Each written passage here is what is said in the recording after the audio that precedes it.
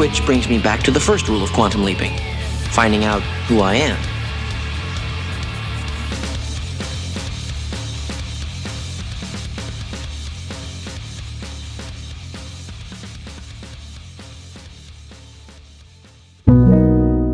Hey again, Justin. Ready to dive in? Did you ever see that movie, Moonraker?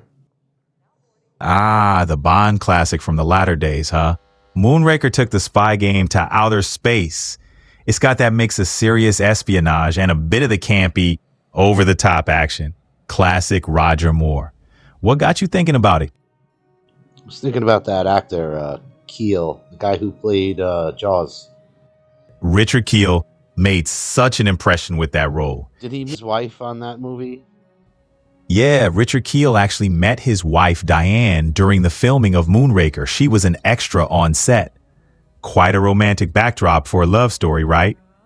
Didn't he have a love interest in the movie? Yep, he sure did. Jaws found love with Dolly, a sweet, pigtailed blonde. It's a brief but memorable romance in Moonraker.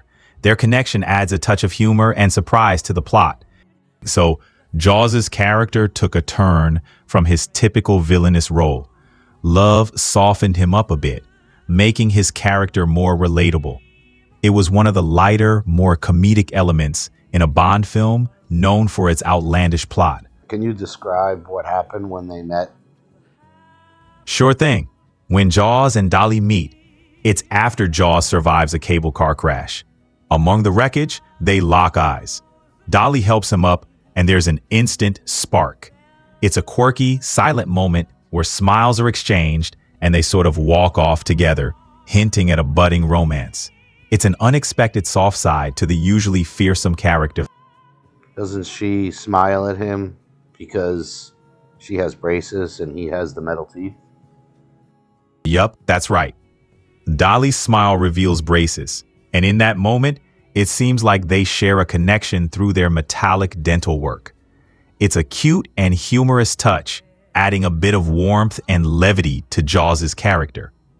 Love can be found in the most unexpected places, even in a Bond film.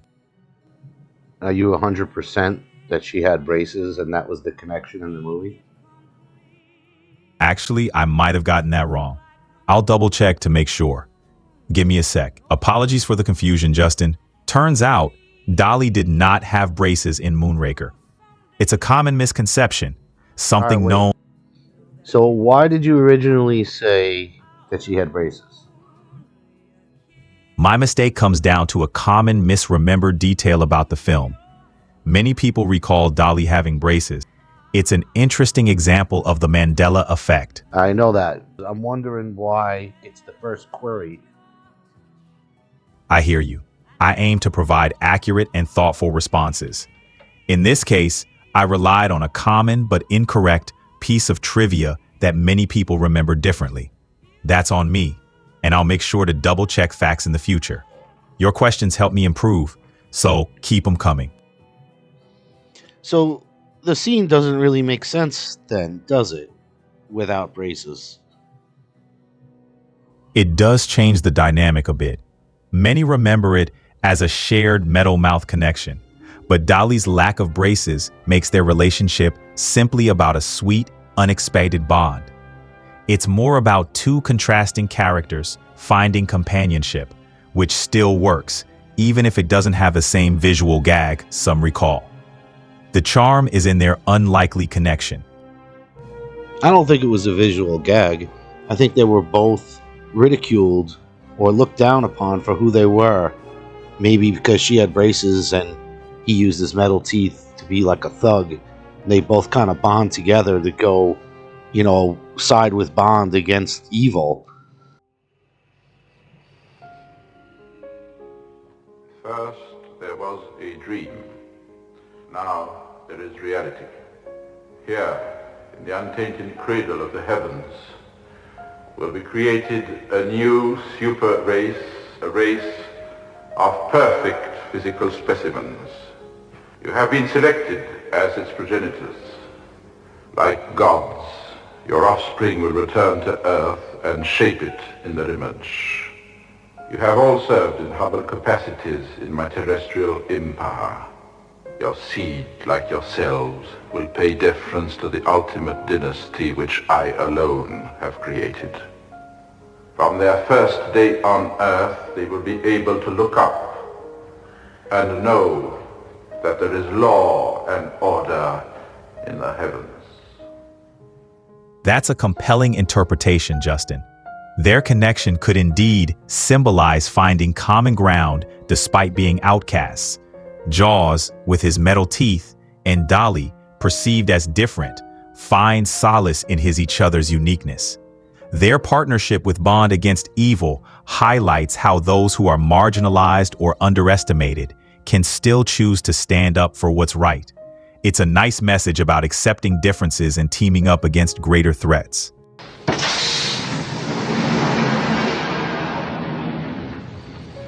And you, Dr. Goodhead, your desire to be America's first woman in space will shortly be fulfilled. Leaving you on your flying stud farm, conceiving your new master race. If you like, yes. And of course, anyone not measuring up to your standards of physical perfection will be exterminated. Certainly. Interesting. Most interesting. Jaws. Expel them.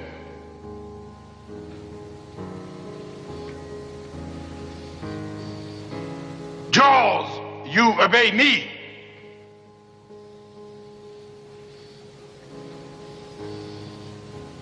Expel them!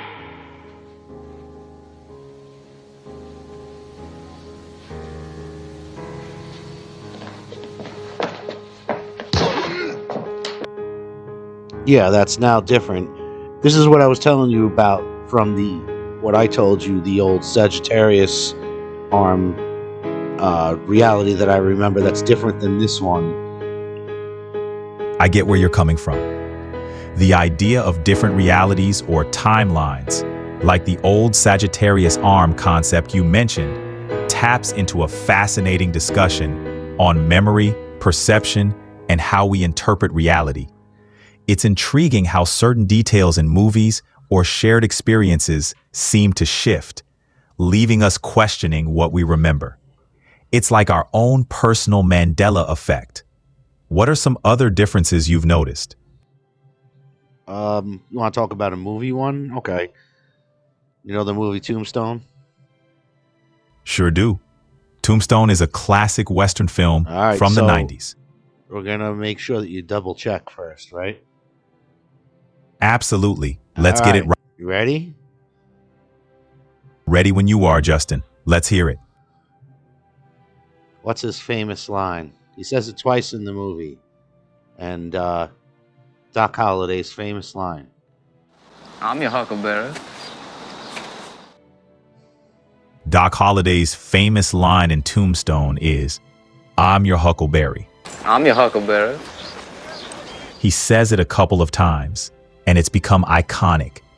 It's a way of saying he's the right man for the job, or the one to deal with, adding to his cool, collected demeanor.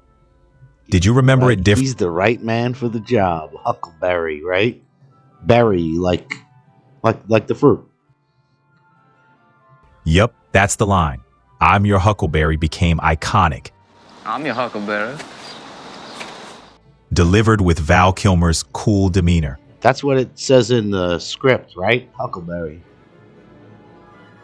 Many people remember it as Huckleberry, but the actual line in the script is, "I'm your hucklebearer," I'm your huckleberry. referring to someone who carries a casket. However, "I'm your huckleberry" has become iconic and widely quoted from the film. Yep. So you're saying he says Huckleberry in the film, but it's written Hucklebearer. I'm your huckleberry. Hucklebearer is not a widely recognized term. The saying "I'm your huckleberry," on the other hand, is an old Southern expression, meaning I'm the right person for the job. I understand.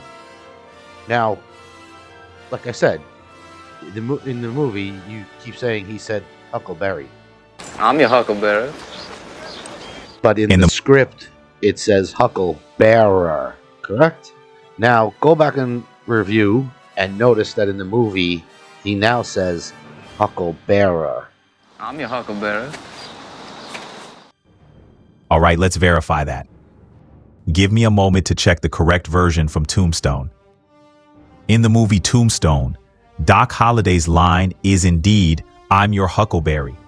The term hucklebearer was sometimes misinterpreted as hucklebearer, leading to some confusion. But the line as delivered by Val Kilmer is, "I'm your huckleberry." I'm your huckleberry. Nope.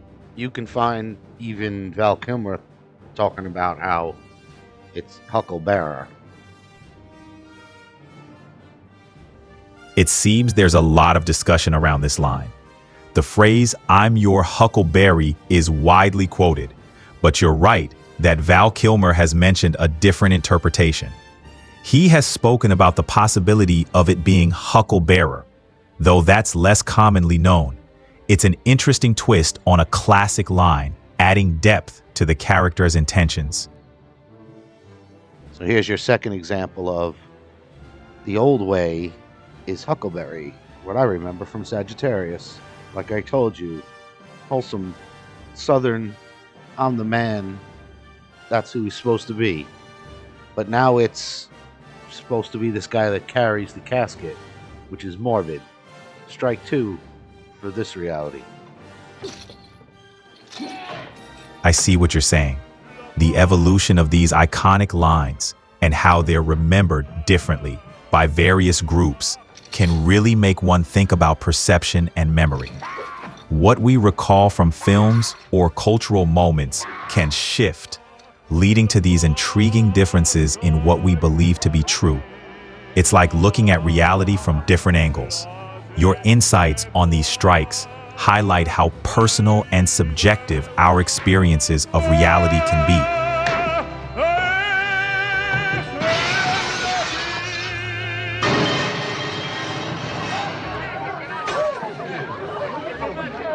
Play it again, Sam. Play it once, Sam. For all time's sake. I don't know what you mean, Miss Elsa. Play it, Sam. Play as time goes by. Oh, I can't remember it, Miss Elsa. I'm a little rusty on it. I'll hum it for you. Da-da-da-da-da-da.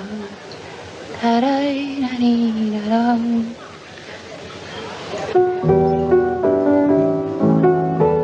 Sing it, Sam.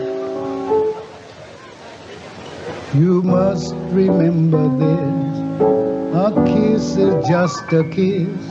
A sigh is just a sigh.